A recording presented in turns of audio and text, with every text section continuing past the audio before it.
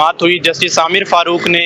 توشہ خانہ کیس، بانی P T I Imran Khan اور بشرا بی بی کے کیس میں سماعت کی۔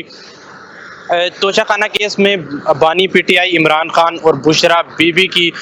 جو 14 سال کی سزا تھی وہ معطل کر دی گئی ہے۔ جسٹس عامر فاروق 2 رکنی بینچ نے اسلام آباد ہائی کورٹ میں کیس کی سماعت کی تھی۔ یاد رہے کہ 31 جنوری 2024 کو احتساب عدالت کے جج محمد بشیر نے بانی P T I Imran Khan اور بشرا بی بی پر 14 سال کی جو ہے وہ قید بمشقت دی تھی، اور اس کے ساتھ ہی 1 ارب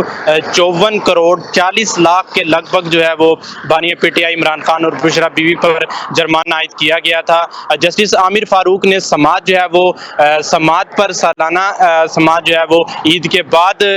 ریفرنس کے خلاف جو ہے وہ سماعت رکھ دی گئی ہے۔ جسٹس عامر فاروق کا یہی کہنا تھا کہ کل جو ہے وہ سماعت نہیں رکھ سکتے، سماعت کے خلاف جو اپیل ہے، کیس کے خلاف توشہ خانہ کی اپیل ہے، وہ عید کے بعد شروع ہوگی۔